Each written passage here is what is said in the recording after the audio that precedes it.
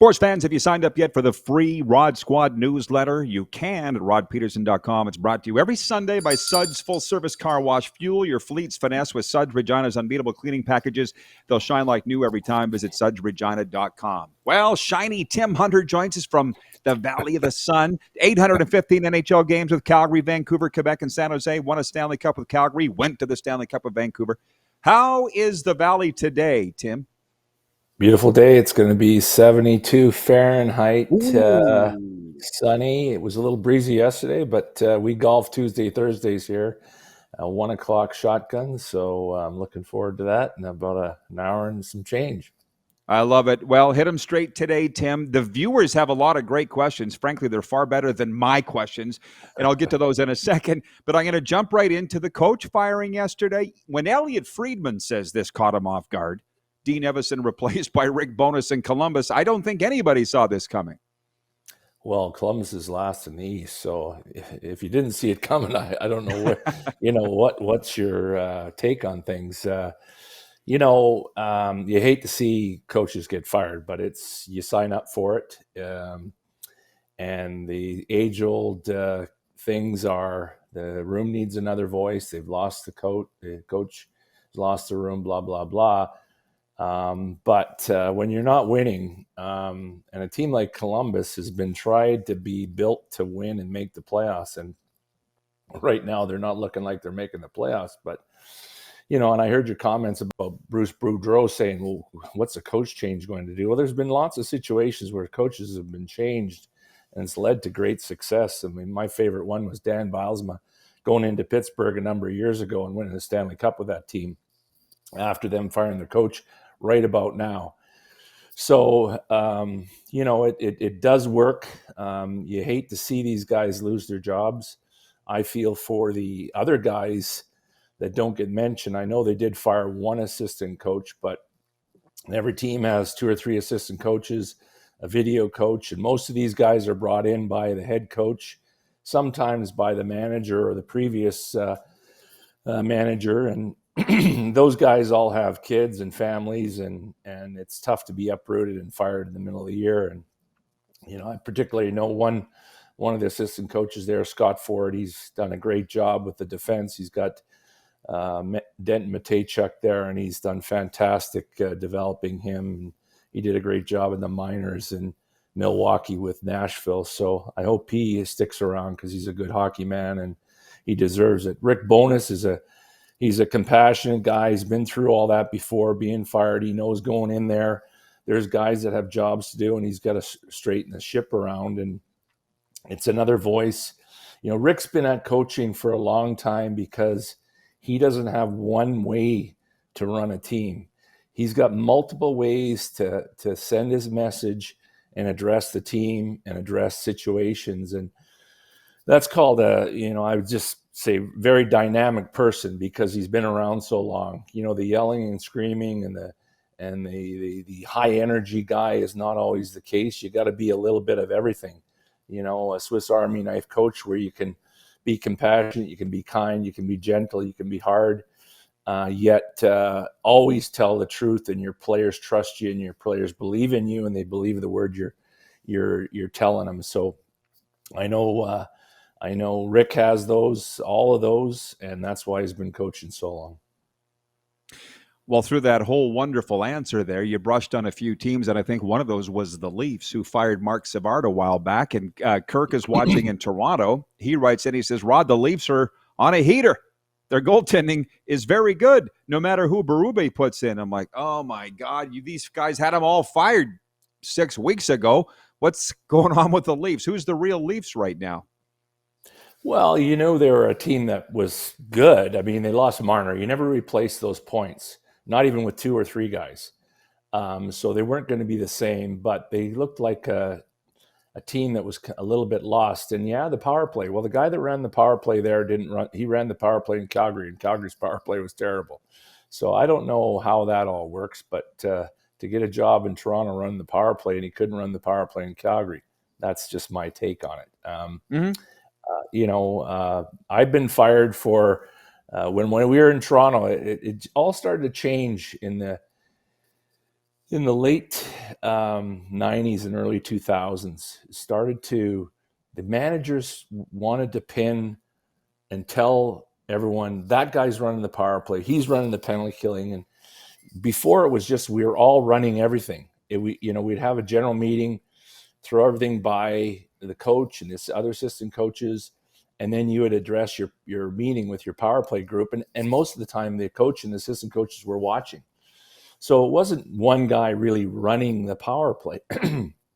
When I was in Toronto with Ron Wilson, all of a sudden Burke and Nonis decided, well, we're going to have Tim Hunter run the penalty killing, Keith Acton run the power play. The next year they switched. Tim Hunter's running the power play, Keith Acton running the penalty killing. So, it was, like all of a sudden we're this, and Ron's like, we all run the power play and the penalty killing. It's not Tim Hunter or Keith Acton, but so that's kind of a new animal in the NHL, and it bores to, them firing Savard because the power play wasn't producing. And so that's the new animal and the new way of doing things. It's, it's like when they sit a player out, we're not sitting him out. We're going to give him a reset. It's just a change of language and a little kinder, gentler way of telling the guy he's not playing tonight. Well, and you mentioned Boudreau. You coached with him, did you not? I never worked with Bruce. Did not work with Bruce. I thought in Washington you'd crossed. No, he came well after us in Washington, because there was Ron, then there was Glenn Hanlon, then there was Bruce Cassidy, and then Bruce Boudreau. So miss Bruce, but Bruce has been a good coach. He's another guy that has lots of ways to skin a cat, the way he attacks coaching. And that's why he coached for a long time and had lots of success in the minors and had some good teams in the NHL as well.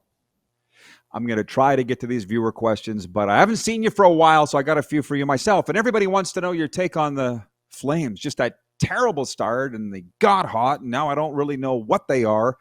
Where are they going? And what would you like to see them do? Well, that's a great question. They're either going to make the playoffs and really look like they're going to make the playoffs, or, try to get a top 3, top 5 pick. They haven't had a top 5 pick since they had Sam Bennett, and we know what kind of player he is, but he's not in the Flames anymore. You get the pleasure of seeing him a lot down there, and that must be fun because he's a competitor. But no, so you look at all the teams that have success over the years that win Stanley Cups. They all have tanked it at some point and got top picks. Whether it's 1, 2, or 3, Florida, Ekblad, whoever else they got. They probably have another couple top 5 picks on their team or more. Even when we won the Stanley Cup in Calgary, we didn't have our own first overall pick, but we traded for Rob Ramage, who was a first overall pick. Edmonton with McDavid, and the guys they picked in Chicago, Sidney Crosby and Mario Lemieux, first overall pick. So if you can pick high, you have a good chance of getting a great player. Celebrini, the latest, greatest, and Bedard, these guys. That's me. I know it's hard to do that in the NHL, to try to, tank or slow things down so you don't win as much. But it sure leads to success. And, Calgary's kind of middle of the road here. They've won some games. They're just not winning at a high enough winning percentage to get in the playoffs. So what's it going to be? Are you going to, at some point, the older guys they have there, Coleman, Kadri, and Anderson, they're going to need new homes. And where that's going to be and when that's going to be will be the question of what Calgary finishes the season like. And that's, who knows? That's Craig Conroy and his group. And, those guys, I know they have a plan, and they've done a great job, and I'm sure they're going to end up doing this the right way. However it is going to be, that's a great question. Well, I'll tell you what, I'm with you. Like, you're not going to get 2 better guys than Craig Conroy and Ryan Huska. So I know it's hard to push patience in Calgary. I know that. But there's no better 2 guys than that. Okay? So be patient. Oh, and by the way, all right, go ahead. Are you going to say something? No, you're right. And but at the end of the day, the owners want bums in the seats, and they want the fans, what the fans want is they want a direction. they really saw when Conroy and Huska started taking over, and they're really bringing in the young guys and playing them and developing them. And the next, Breck will be in soon and blah, blah, blah.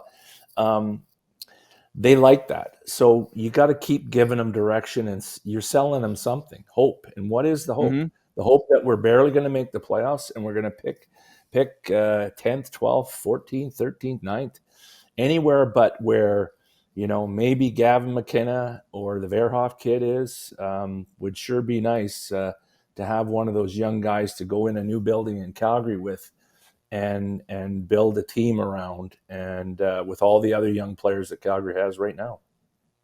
Yeah, well, that's the rub. Good luck getting Ryan Huska to tank. And number 2, speaking of high picks, Theron Fleury in his 1,088 points would like a word with you. He's still pissed off about going in the 8th round. He's still mad about that, which you probably know. And what? Amazing pick. I mean, that's a freak. You look at that, that's a freak. You look at that team, and Ian McKenzie had to beg Cliff to pick him because he was small and this and that. But the heart of a lion and the bigger balls than most guys, 6'2", I'll tell you that. And yeah, but lots of guys 3rd rounds, 4th rounds. I'm sure even Lube and those guys were picked down the line. I don't even know where Joey Mullen was picked with St. Louis, but I don't think he was a top pick.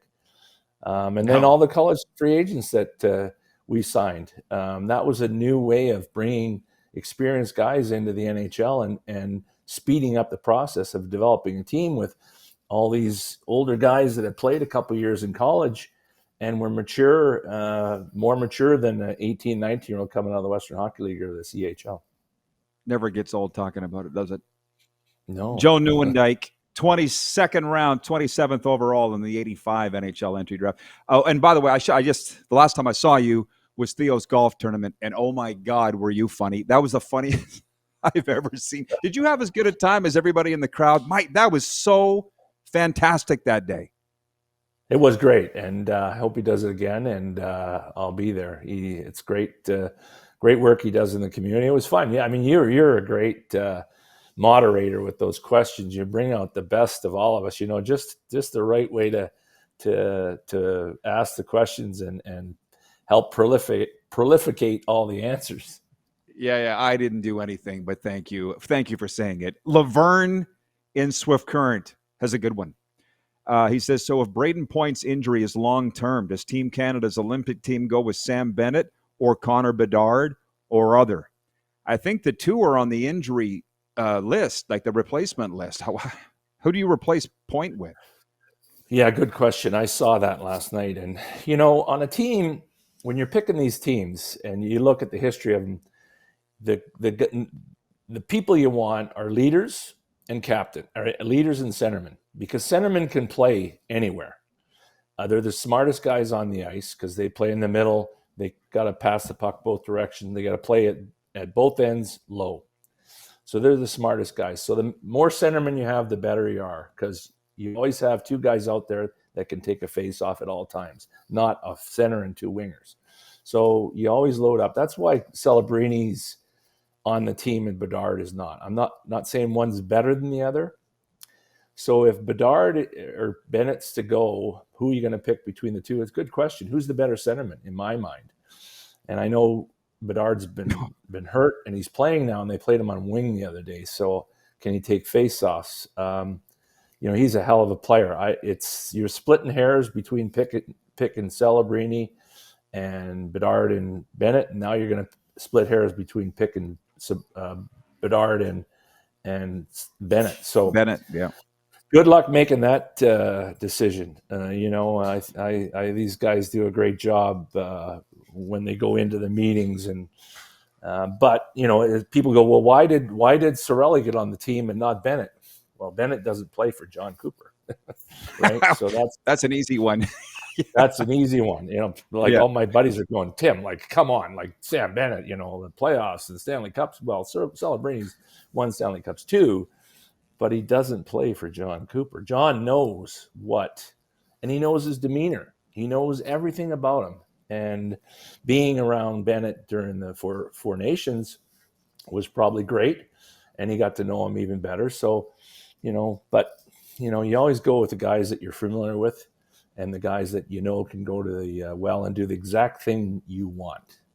So, it's a you could debate this stuff all day long because it's very interesting. And what a great thing to have guys that are great players that aren't good enough to make a great team. Rob is watching in Las Vegas. He wants to know, Tim, do you see the hiring of Rick Bowness as anything but interim? Good question. I don't think Rick really wants to coach long term. I think Rick's almost 70. He might be. Yeah, 71, I read. 71, I heard. Yeah, there you go. I played against Rick Bowness in the minors in Tulsa, and I beat up Jimmy Mann one night, and then I fought Rick Bowness. And John Brophy came in the dressing room. He said, "Hunter, you gutless puke. When are you going to do something for us?" And I'm like, "What?" Well, it was more on the other guys, and they all said, "Hunts, you've done your job. It's us that hasn't done our job." But Rick is the only thing Rick's missing is winning a Stanley Cup as a head coach, and that's his goal. Now I don't know if he's going to do that in Columbus, but I can't see him being there a long time. I think it's to get through the season, hopefully get him in the playoffs or make a good push, because Columbus is the same as everyone else. They're trying to keep bums in the seats and keep the fans interested, and that's probably their main reason here. Unless they're going to tank it because they're close to the bottom and they can. So who knows? Okay, we only got a couple minutes left. I'm so upset there's no NHL hockey in Arizona. I would assume your buddies and the people you're with every day aren't over it, I wouldn't think. No, it's disappointing, and it's a big market, and they've just had the wrong people, the wrong ownership, the wrong locations. And we all know the guys that are around here, like, well, Shane Doan is part of a group that's trying to bring the team back. And I've talked to him about it. I've been at golf tournaments and yacked about it. And he says, Tim, we need a team back here, and we need it in the middle, in Phoenix, in Tempe, in between, because all the people are in the middle: Scottsdale, Phoenix, Tempe, Gilbert, Chandler.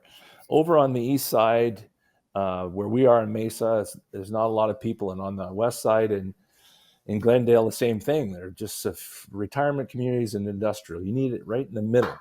So to build a team, put an arena downtown Phoenix, redo the basketball rink, or put a new rink in, have the basketball team and the hockey team would be the answer, or move it just a little bit south into Tempe.